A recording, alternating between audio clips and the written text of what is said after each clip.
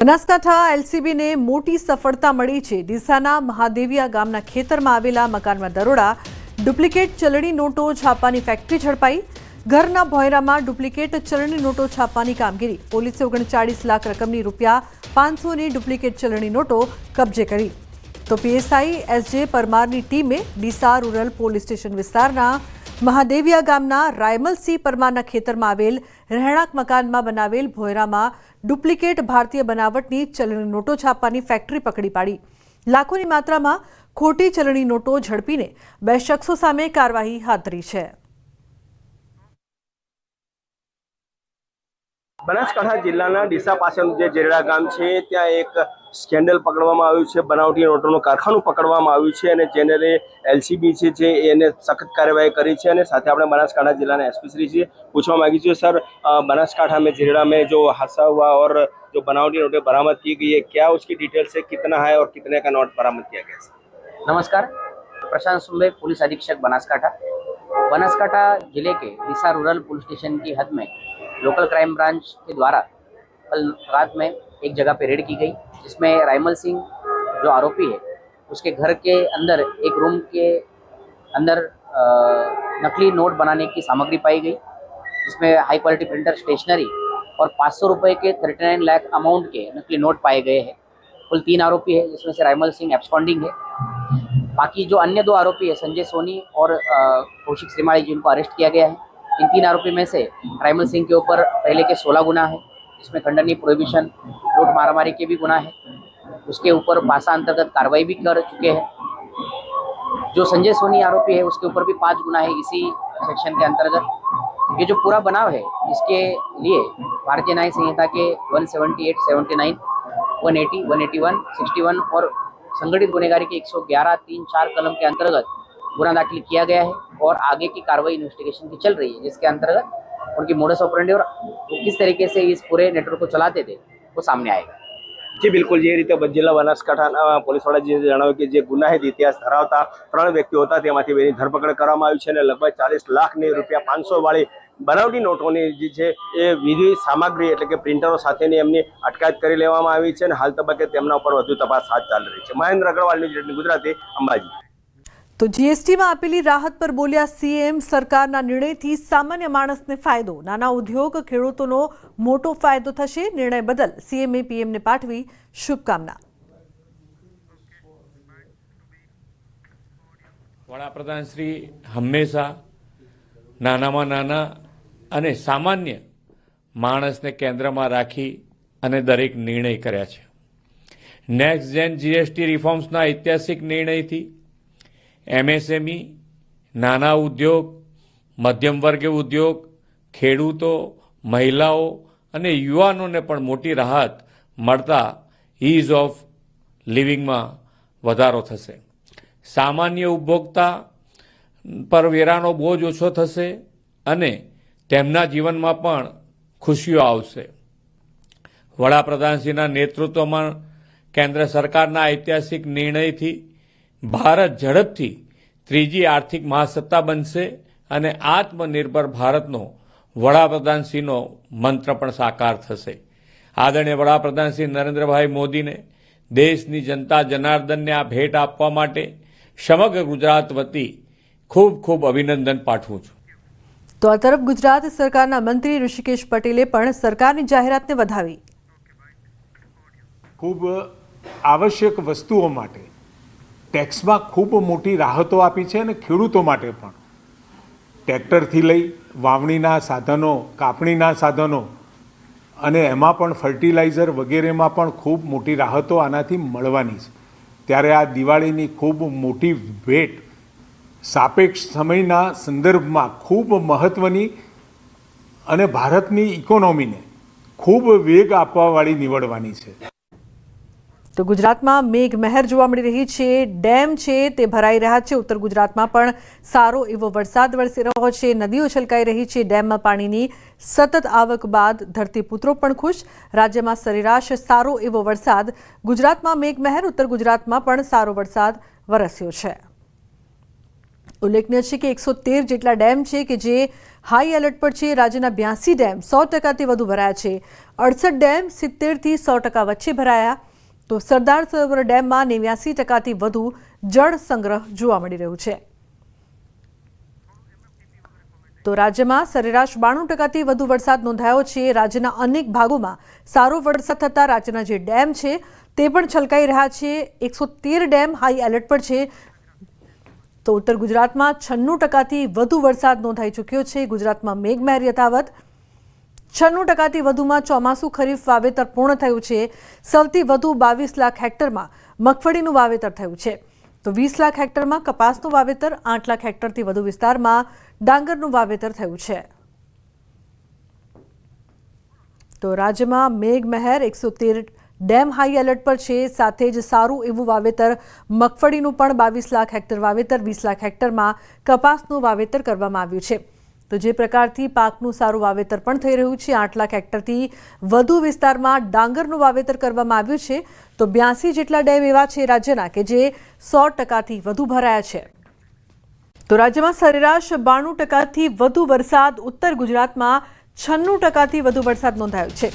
તો પૂર્વ મધ્યમાં 93.79, કચ્છમાં 85.14% વરસાદ, સૌરાષ્ટ્રમાં 84.74% સરેરાશ વરસાદ નોંધાયો છે.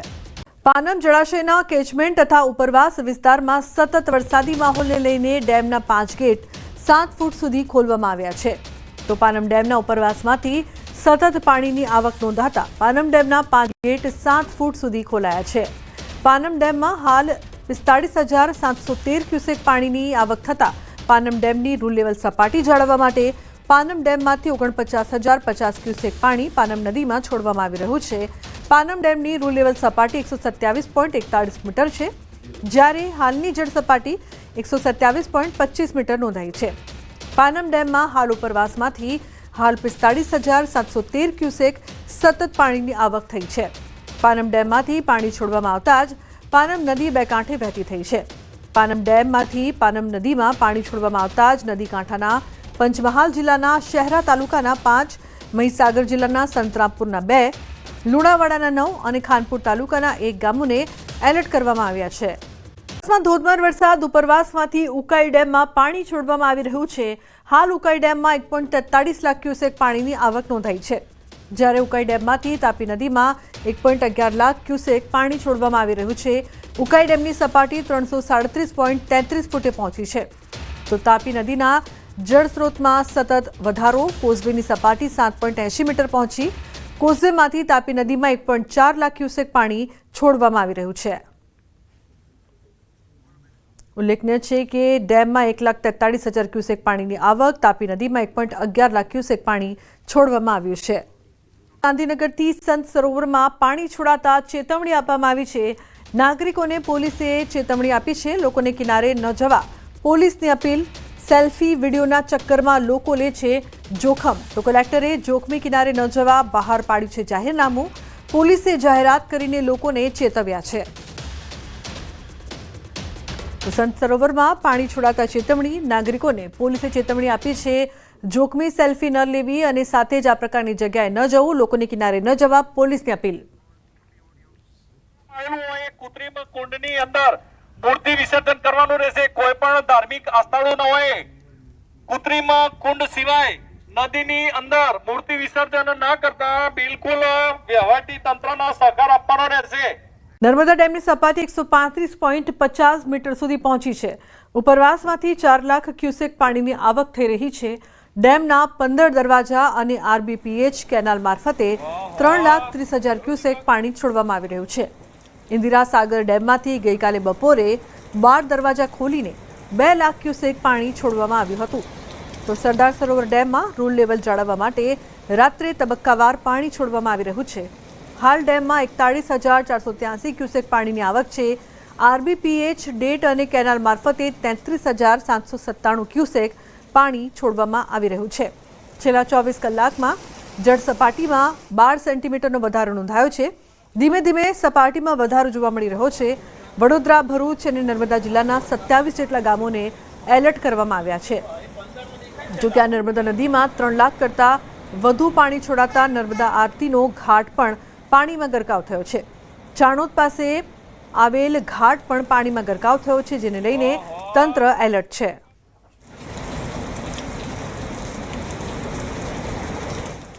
નર્મદે સર્વદે માં નર્મદા છલોછલ કહી શકાય કે જે ઉપરવાસમાં મધ્યપ્રદેશમાં સારો વરસાદને લઈ નર્મદા જે ડેમ છે જેમાં 4 લાખ ક્યુસેક જેટલું પાણી નવો નીર આવતા નર્મદા ડેમના 15 ગેટ ખોલવાનો વારો આવ્યો છે. આ 15 ગેટમાંથી 3.5 લાખ જેટલું ક્યુસેક પાણી નર્મદા નદીમાં વહેવામાં આવી રહ્યું છે, જેને લઈ નર્મદા કાંઠા વિસ્તારના 27 જેટલા ગામોને એલર્ટ કરવામાં આવ્યા છે. ભરૂચ, નર્મદા અને વડોદરાના તમામ કાંઠા વિસ્તારના જે ગામો છે જ્યાં માછીમારીઓ પર પાબંદી કરી દેવામાં આવી છે. કોઈ પણ નદી કાંઠે વિસ્તારમાં ના જાય એ માટેની ચેતવણી પણ આપી દેવામાં આવી છે. એનડીઆરએફ, એસડીઆરએફની ટીમો છે એ સુરક્ષા વ્યવસ્થામાં લાગી ચૂકી છે.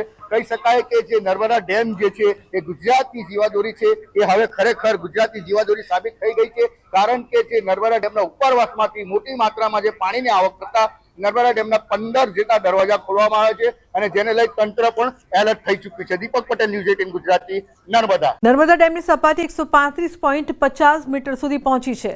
ઉપરવાસમાંથી 4 લાખ ક્યુસેક પાણીની આવક થઈ રહી છે. ડેમના 15 દરવાજા અને આરબીપીએચ કેનાલ મારફતે 3,30,000 ક્યુસેક પાણી છોડવામાં આવી રહ્યું છે. ઇન્દિરા સાગર ડેમમાંથી ગઈકાલે બપોરે 12 દરવાજા ખોલીને 2 લાખ ક્યુસેક પાણી છોડવામાં આવ્યું હતું.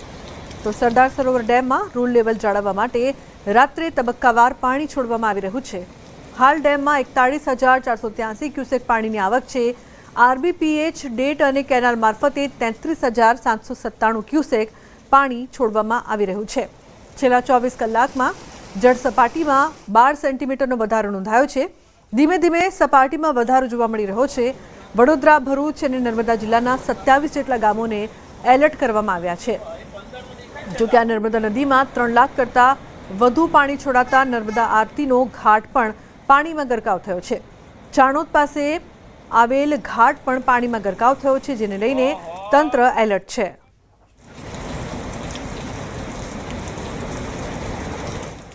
નર્મદે સર્વદે માં નર્મદા છલોછલ કહી શકાય કે જે ઉપરવાસમાં મધ્યપ્રદેશમાં સારો વરસાદને લઈ નર્મદા જે ડેમ છે જેમાં 4 લાખ ક્યુસેક જેટલું પાણી નવો નીર આવતા નર્મદા ડેમના 15 ગેટ ખોલવાનો વારો આવ્યો છે. આ 15 ગેટમાંથી 3.5 લાખ જેટલું ક્યુસેક પાણી નર્મદા નદીમાં વહેવામાં આવી રહ્યું છે, જેને લઈ નર્મદા કાંઠા વિસ્તારના 27 જેટલા ગામોને એલર્ટ કરવામાં આવ્યા છે.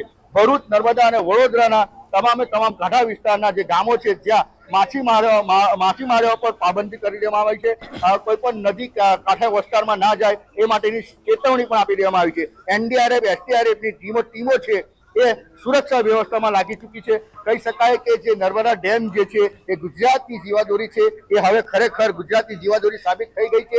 કારણ કે જે નર્મદા ડેમના ઉપરવાસમાંથી મોટી માત્રામાં જે પાણીની આવક થતા નર્મદા ડેમના 15 જેટલા દરવાજા ખોલવામાં આવે છે અને જેને લઈ તંત્ર પણ એલર્ટ થઈ ચૂક્યું છે. દીપક પટેલ, ન્યૂઝ 18 ગુજરાતી, નર્મદા.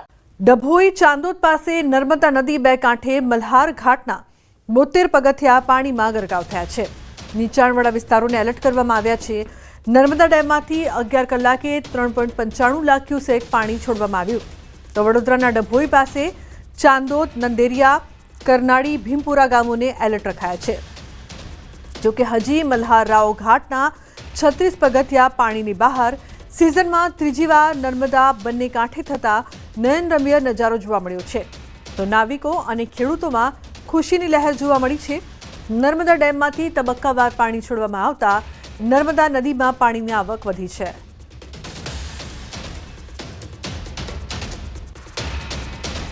તો ચાંદોદ પાસે નર્મદા નદી બે કાંઠે વહી રહી છે. મલ્હાર ઘાટના 72 પગથિયા પાણીમાં ગરકાવ.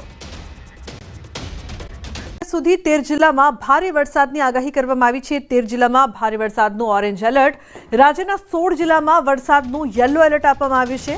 અમરેલી, ભાવનગરમાં ઓરેન્જ એલર્ટ. સાબરકાંઠા, અરવલ્લી, ખેડામાં ઓરેન્જ એલર્ટ અપાયું છે. તો ભરૂચ, નર્મદા, વડોદરામાં પણ ઓરેન્જ એલર્ટ આપવામાં આવ્યું છે. દાહોદ, પંચમહાલ, મહીસાગરમાં ઓરેન્જ એલર્ટ અપાયું છે.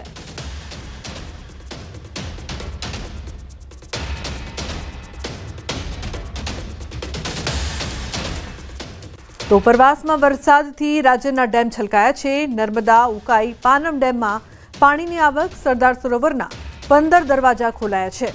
તો ઉકાઈમાંથી તાપી નદીમાં પાણી છોડાયું છે. પાનમ ડેમના પણ 5 દરવાજા ખોલવામાં આવ્યા છે. તો ઉકાઈમાંથી તાપી નદીમાં પાણી છોડાયું છે. જે પ્રકારથી સતત વરસાદ બાદ નર્મદા, સુરત અને પંચમહાલના આપ દ્રશ્યો જોઈ રહ્યા છો. ઉપરવાસમાં વરસાદથી રાજ્યના ડેમ છે છલકાયા. 15 દરવાજા ખોલવામાં આવ્યા. તો ઉકાઈમાંથી પાણી છોડવામાં આવ્યું છે. પાનમ ડેમના 5 દરવાજા છે તે ખોલવામાં આવ્યા છે. પંચમહાલ, સુરત અને નર્મદામાં જે પ્રકારથી ડેમના દરવાજા છે તે ખોલવામાં આવ્યા છે. ક્યાંક 15 દરવાજા નર્મદામાં તો પંચમહાલમાં પાનમ ડેમના 5 દરવાજા ખોલવામાં આવ્યા છે. તો સુરતમાં પણ ઉકાઈ ડેમમાંથી પાણી છોડાયું છે. તો ઉપરવાસમાં વરસાદથી રાજ્યના ડેમ છે તે છલકાયા છે. કહી શકાય કે ધરતીપુત્રો માટે પણ ખુશીના સમાચાર. નર્મદા, ઉકાઈ, પાનમ ડેમમાં પાણીની આવક નોંધાઈ છે. તો મેઘમહેર રાજ્યમાં જોવા મળી રહી છે.